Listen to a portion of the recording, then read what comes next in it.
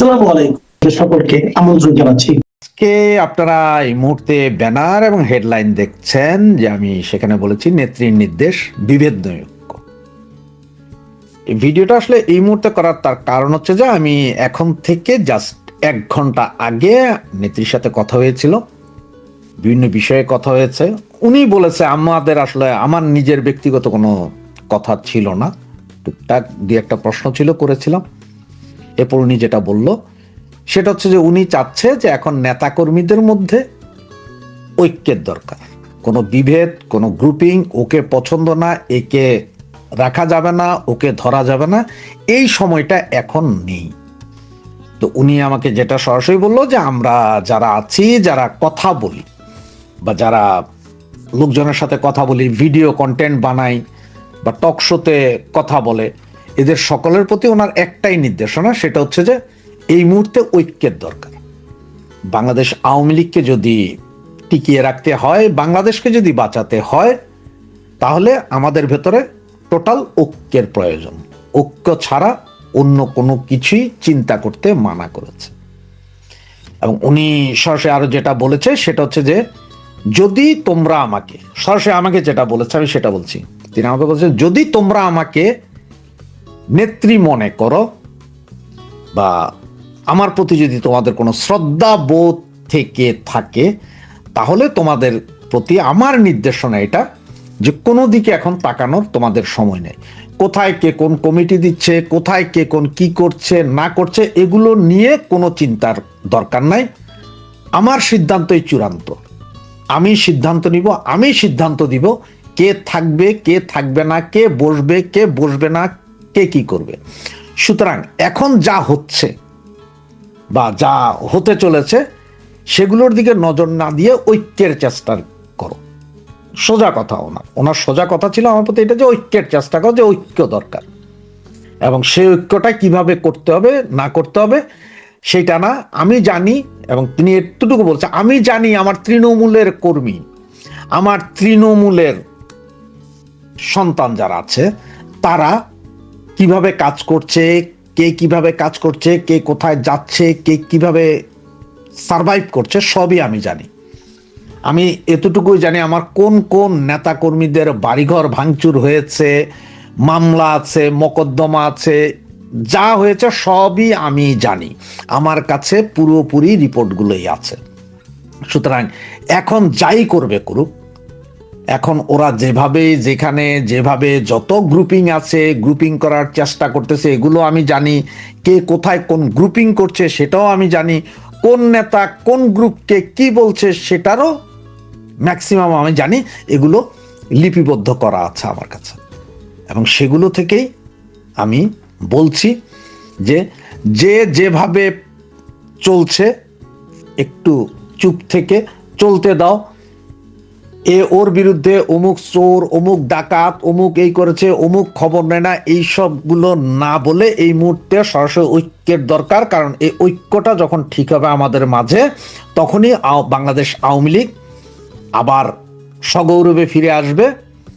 আবার আমরা দেশের উন্নয়ন করতে পারবো, দেশবাসীকে সাথে নিয়ে আমরা বৃহত্তর আন্দোলন গড়ে তুলতে পারবো এবং আমরা সামনে এগিয়ে নিয়ে যেতে পারবো দেশকে।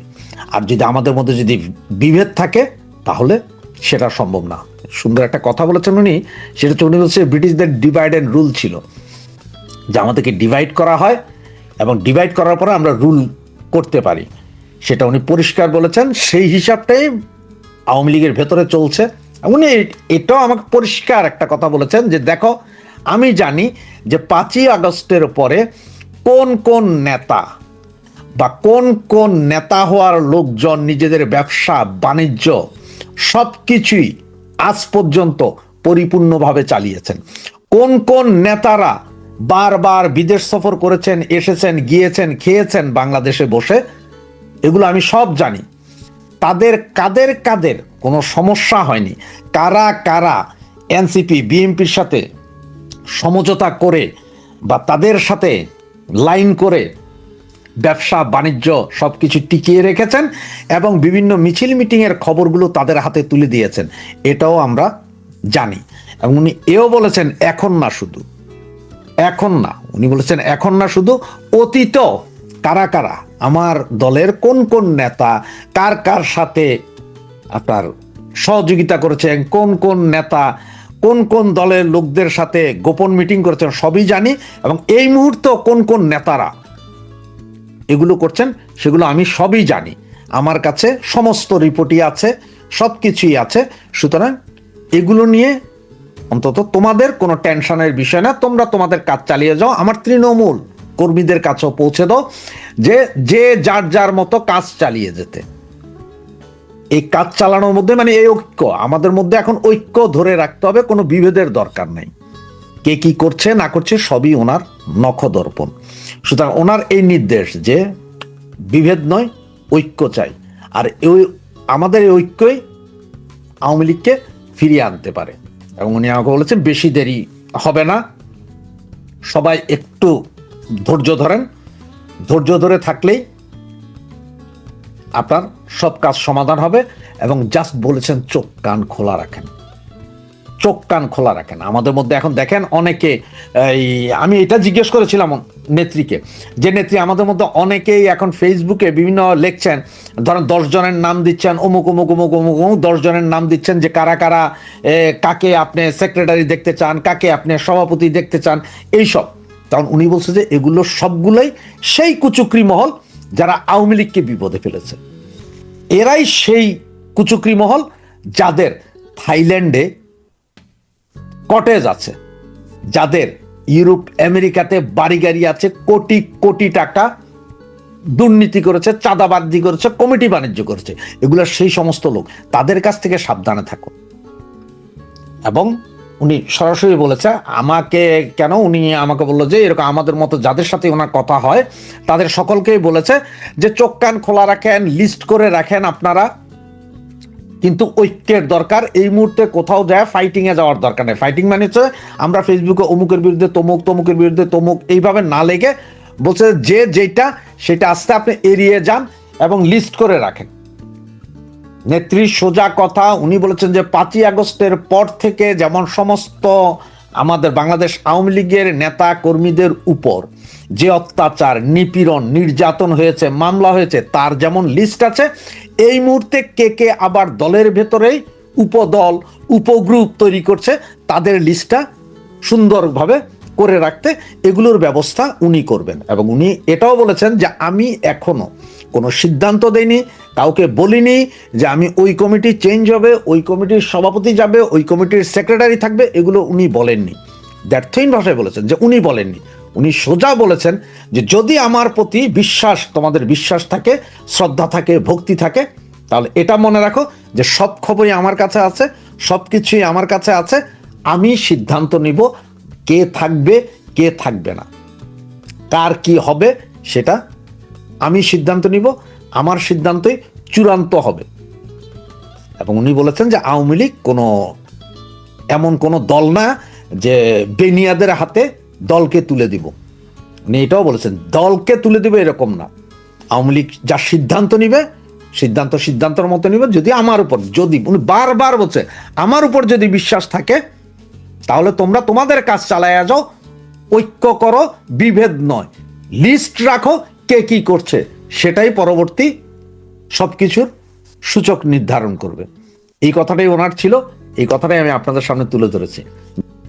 মার্কিন যুক্তরাষ্ট্রের কাছে নিজের জবাবদিহি করতে আর বাংলাদেশ আর্মির জবাবদিহি করতে আজকে 29 তারিখ, আজকে ভোরবেলাতে আমেরিকার উদ্দেশ্যে রওনা হয়েছেন ওয়াকারুজ্জামান।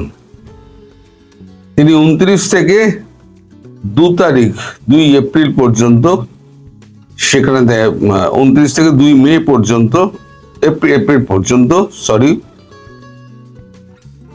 মানে আজ 29শে মার্চ থেকে 2 এপ্রিল তিনি যাবেন, গিয়ে সামরিক কর্তাদের সঙ্গে বৈঠক করবেন। বৈঠক কি ব্যাপারে?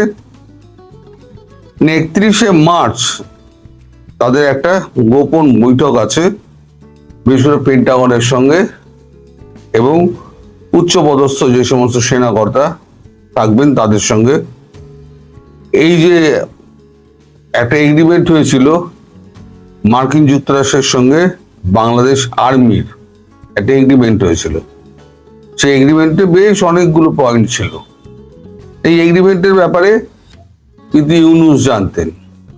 ইউনূসেরটা যেমন ওয়াকার জানতেন, ওয়াকারেরটা তেমনি ইউনূস জানতেন। মানে পুরোটাই হয়েছে নিজেদের জ্ঞাতসারে, এবং বাকিটুকু সব অভিনয় হয়েছে। আমি তোমার সঙ্গে কথা বলবো না, তোমার সঙ্গে দেখা করবো না, সবই তোমার অভিনয়, সত্য কিছু নয়। তো যাই হোক,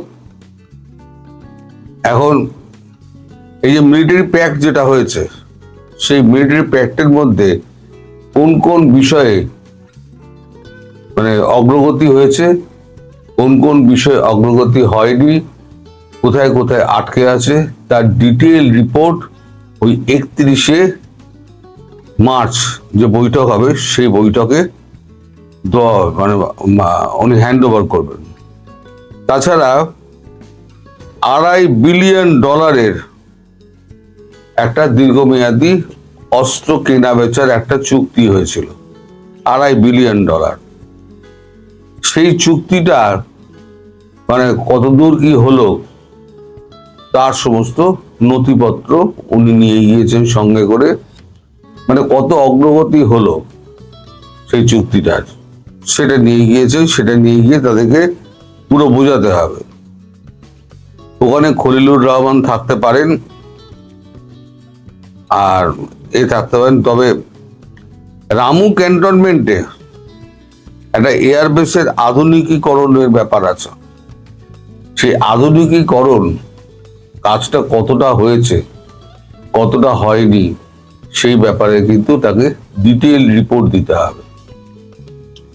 এই জিনিসগুলো কিন্তু আপনার দেশ থেকে আমি পাইনি।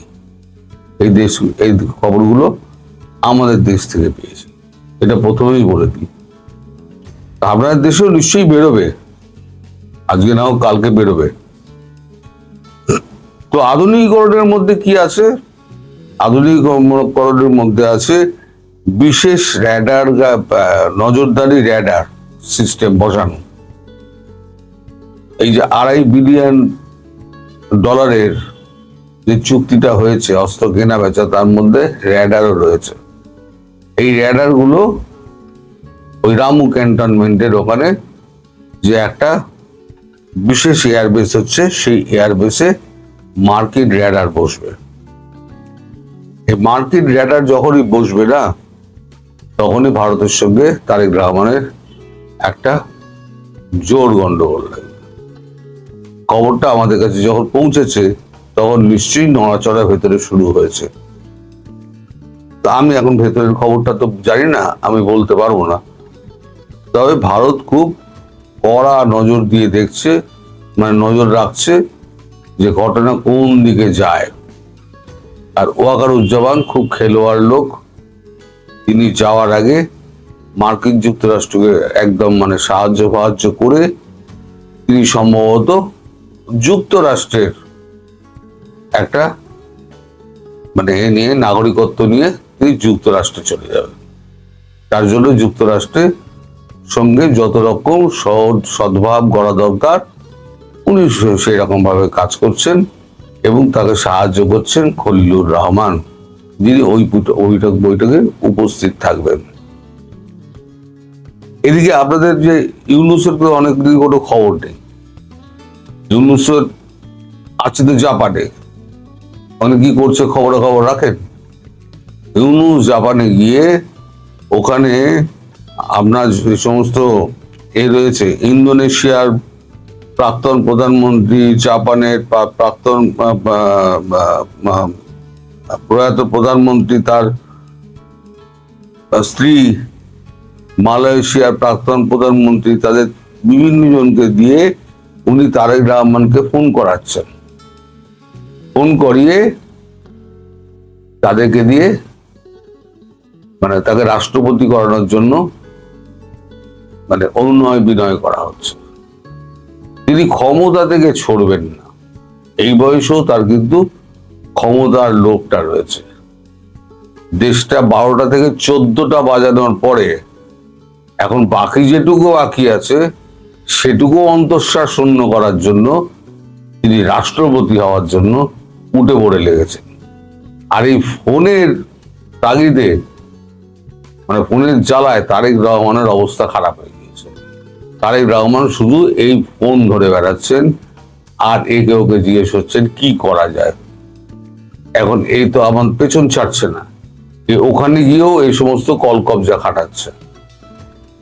তো যাই হোক, এখন তো আমরা বলতে পারবো না শেষ পর্যন্ত তারেক রহমান কি করবেন। তবে আমি শুনলাম আমাদের এখান থেকে আজ গতকালকে বোধহয় আপনাদের 5,000 টন পেট্রোল গিয়েছে, আরো ধীরে ধীরে যাবে। তা আমাদের তেলের সমস্যা মিটে গেছে, গ্যাসের সমস্যাও প্রায় মিটে গেছে। কালকে আমি একটি অটোয় করে আসছিলাম, অটো ড্রাইভারকে আমি জিজ্ঞেস করলাম আপনার গ্যাসের সমস্যা মিটেছে? বললো হ্যাঁ আমাদের গ্যাসের সমস্যা মিটে গেছে, আমাদের খুব বেশি লাইন দিতে হয় না, কারণ 8 ঘন্টা 45 মিনিট লাইন দিলেই আমাদের হয়ে যায়। তার মানে গ্যাসের সমস্যাটা, মানে অটোর যে গ্যাস সিএনজি, সেটা সমস্যা মিটে গিয়েছে।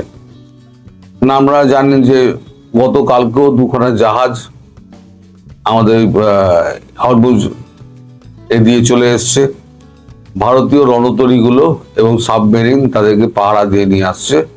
আরো যে সমস্ত জাহাজ ওখানে আটকে আছে, আরো 18টা জাহাজ আটকে আছে, সেগুলোকেও ধীরে ধীরে পার করা হবে। তো এই হচ্ছে সামগ্রিক অবস্থা।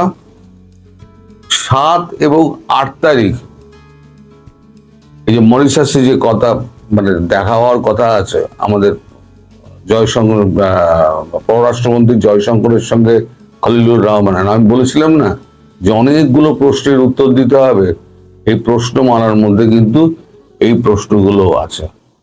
যে ভারত বিরোধী কাজকর্ম কিন্তু এখনো চলছে, তারেক রহমানের জ্ঞাতসারেই চলছে। এমন নয় যে তারেক রহমান একদম বোকা মানুষ, তিনি কিছু জানেন না, তার অবর্তমানে সমস্ত কিছু হচ্ছে, তার অজ্ঞাতে সমস্ত কিছু হচ্ছে, তিনি সব জানেন, জেনে শুনে তিনি এই কাণ্ডটি করছেন। তবে এর জবাব কিন্তু খলিলুর রহমানকে দিতে হবে, কারণ খলিলুর রহমান এই বৈঠকে উপস্থিত থাকছে। এই যে মিলিটারি প্যাক্ট যেটা হয়েছে, সেটা খলিলুর রহমানের উপস্থিতিতে হয়েছিল। সেখানে ওয়াকার ছিলেন, সেখানে ইউনুস ছিলেন এবং সেখানে খলিলুর রহমান ছিলেন। ফলে এরা সব সম্মিলিতভাবে দেশটাকে বেচে দিয়েছে ইউএস এর কাছে। কারণ আপনাদের কপালে কি আছে সে তো আপনারা বুঝে নেবেন। আমাকে তো যাই হোক, আরো আমাদের তেল ফেল আসছে, তেল এলে বাংলাদেশে আরো তেল যাবে। বাংলাদেশের যা ছবি দেখলাম, তেলের জন্য একটা পেট্রোল পাম্পের সামনে লাইন দিয়ে, বাইক লাইন দিয়ে, সেখানে সব কম্বল টম্বল নিয়ে শুয়ে আছে। ছবিটা আমার কাছে এসছে, আমি আর দেখাচ্ছি না, এইসব ছবি দেখাতেও খারাপ লাগে। কিন্তু আমাদের এখানে পেট্রোল পাম্পে কোনো ভিড় নেই, কোনো কিছু নেই, স্বাভাবিকভাবে চলছে। ভারত নিজের তেলের ব্যবস্থা নিজে করে নিয়েছে। ঠিক আছে, সবাই ভালো থাকবেন, সুস্থ থাকবেন, সাবধানে থাকবেন। সবাইকে ধন্যবাদ।